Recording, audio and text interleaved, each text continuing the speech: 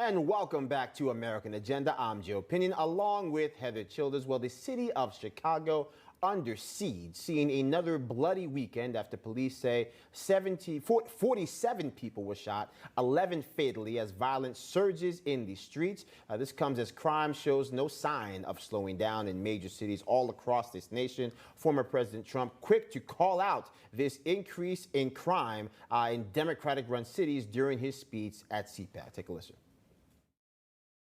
The bloodshed and violence in these cities is reaching epidemic proportions. Homicides are up 42% in Los Angeles, 37% in Philadelphia, 68% in Atlanta, and over 500% in Portland over this time last year. Think of that, Portland, what they did to Portland, and nothing happens to Antifa.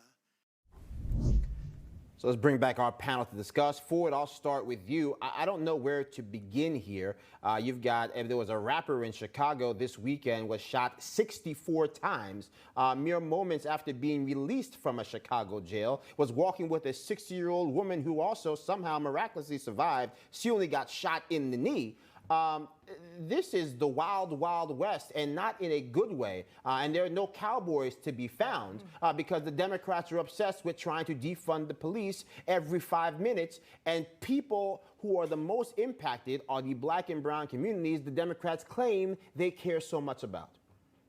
Joe, that's exactly correct. Look, crime is the only rational disease I know. If there's a loophole or a weakness, crime will find it. And herein lies the problem, whether it's Democratic politicians, Democratic prosecutors, or even Democratic judges. When you do not treat criminals like criminals, you marginalize the victims, you embolden the criminals, and you have a breakdown in the social order. It's not a shock what is happening. Here's what's also amazing about liberals. Liberals say that every government program lacks resources and we should pour more resources into it, except for one, law enforcement. Yep. They disdain it, and for some reason, it does not jive with their narrative. And if they let the cat out of the bag, if they were wrong on this one, the entire progressive base will flee the party. Yeah, Melanie, so instead, they're now asking states across the country to use COVID-19 relief money to fund, or let's say refund, police departments across the country.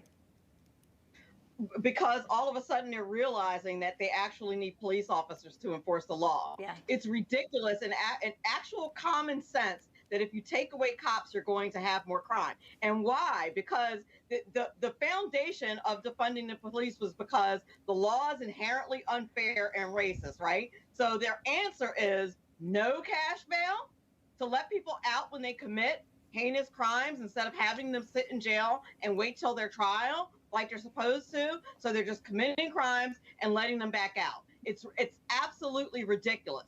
And it is the wild, wild west. That poor child, that poor student that was sitting on a train and got hit by a stray bullet and is dead now. His family is in mourning. It's ridiculous, and it happens every single day in cities across the country. And it is absolutely crazy. Yeah, Quincy, I want to bring you in here because how do we get people to see the truth? You have a press secretary over there at the White House on a daily basis trying to tell people all manner of things that are clearly not true. She's trying to tell the American people that it's Republicans who wanted to defund the police when we had Democratic lawmakers of all walks trying to talk about defunding the police. Meanwhile, they added over $1 billion in funding for their own Capitol Police while they're keeping the fences up to keep the American people out of the people's house. How do we get the American people to make sense out of the misdirection and lies being funneled into their head on a daily basis? Well, number one, we got to start holding these people accountable for everything that they say and do. Again, Democrats elected these people in office, and now you're seeing the results of it. That's the bottom line.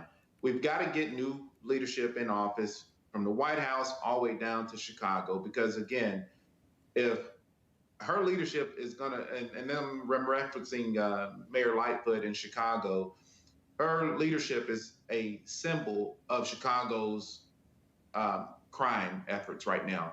And she is not what America needs. She's not what Chicago needs. And I don't even understand how people voted for her in the first place, because, again, she's up here wanting to fund all the social work in Chicago, but don't want to fund fully the police department there. And who is she going to call in the middle of an emergency? That's what I want to know, because she's used race, she's used her gender against a lot of different things. Every time she's asked a certain question, she evades on taking accountable and saying, you know what? I have been wrong, or I need to get better at, or we need to have solutions that can better Chicago's crime efforts. And pertaining to our White House, I think they're just pawns sitting up there. They're reading off a script, they're opening their folders, and they're going to, this is what we're supposed to say, instead of being real Americans and saying the truth.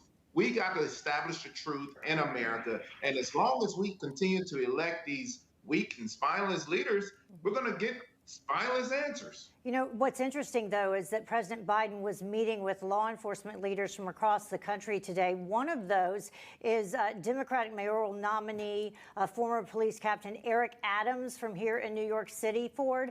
And he has railed against the Democratic administration for defunding police, for talking about gun control when it comes to fighting crime in these cities. So do you think that it's perhaps starting to show a little bit of a divide within the Democratic Party when it comes to how, we lower these numbers? Well, there's absolutely a divide in the Democratic Party, and I think that if Eric Adams, I do think, unfortunately, Eric's going to become the next mayor of New York, and if he puts his money where his mouth is and shows that by supporting law enforcement, you can draw down the crime, that's a good thing, whether it's a Republican or a Democrat-controlled city. The problem is Eric made a good point, which is Democrats misunderstand the problem. And I'm going to tell you, the reason why the Republicans are going to take the House back in 2022 is because right now Biden's handling of the crime is at 38%, and I promise you it's going to drop even lower because they fail to identify the real problem. They're dancing around it in an effort to hold their base together. They're trying to blame guns. They're trying to blame everything under the sun, but really it's Democrat policies, and it's coming home to roost on them. Yeah, trying to run out the clock, and they might find themselves out of time and out of office. I want to have our panel stand by, because coming up, Kamala Harris comes up with another argument against new voter ID laws. She just spits them out all the time. She says